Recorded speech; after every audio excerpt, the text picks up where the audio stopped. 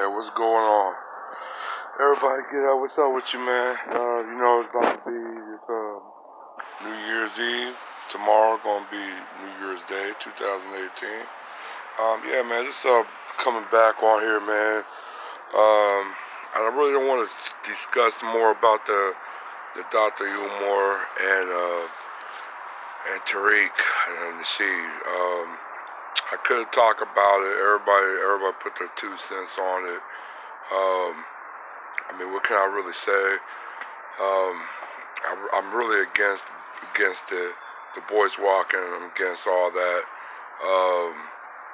So, I mean, it's kind of basically immaturity with me. There's too much bigger agendas to be had to be talking about it. So I'm not really going to discuss that. Like I said, I think I put a address on their channels that disagree heartily with this beef that they have. But beside all that, man, let's get going to business. Let's get it cracking. I'm just on here. I've been a lot of attention talking about the replacements of black men and from biracial of basic result like swirling. And I do agree with a lot of people on other channels that I be described to. So I'm pretty much have a kind of agreement and genuine disagreement. It's not all black. Well, it's not the main priority of black man as being a black man, but I think it's kind of like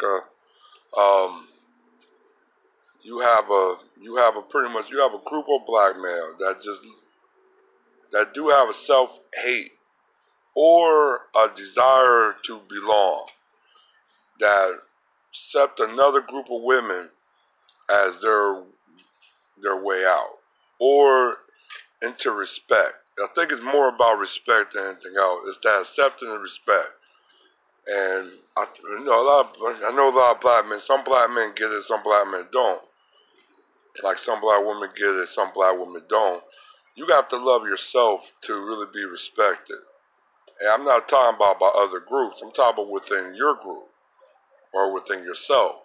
That's where self-confidence comes. That's where self-pride. If you want to go with instinct of reproductive, yes, you look for the best suitor for a genetically improved human. But in most races or most groups of people, they have so much of identity and a pride within themselves, they don't want to go out that box. You know what I'm saying?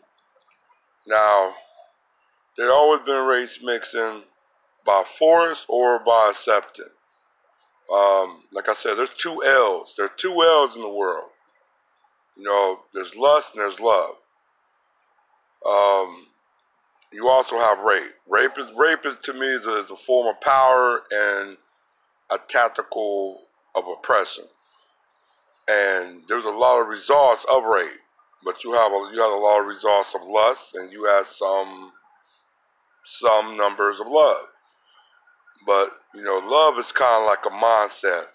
That's a more of acceptance of that person from their flaws and their greatness. You know, so that's what love is more of a mindset. It's more of you're basically gonna put up with the bullshit, but to respect, admire that person. Lust is just straight instinctively wanting to reproduce. You know what I'm saying? You got a desire to produce. That's the person you're gonna go after. Rape is all about power. It was used in military, and it was used in all forms of oppression. You know what I'm saying? On both genders, not just women, but males also. So, but you have a lot of black men that's swirling, and they come with biracial kids. And I told you, you have a dominant society that is very clever, very deceptive, and pretty much in a very demonic way, very intelligent, to say the least, and how they're portraying you and how they're dealing with you, and you must understand that factor.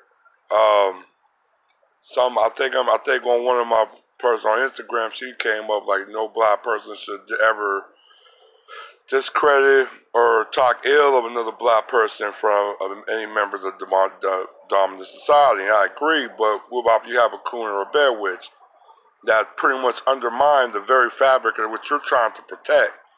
That's something I think I disagree with. If you're a coon or you're a bear, whoever, and it's illegitimized your people, and you're causing harm to your people, there's no safe net for you. I would talk ill about you.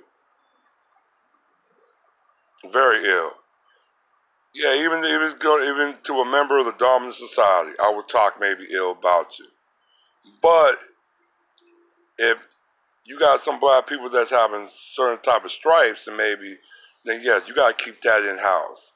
And some black people, they don't know how to keep it in house. You know what I'm saying? Some of their stripes will spill out for the world to see. This could be families, could be friends, or this could be business partners. For some reason, when we have these stripes, we take it out and let the world see it. That's not a win for us. That's a loss for us.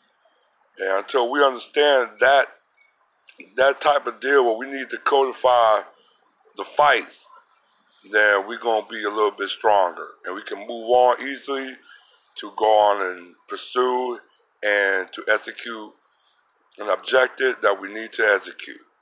All right, I'll see you guys on the next vid. All right, one love, fam.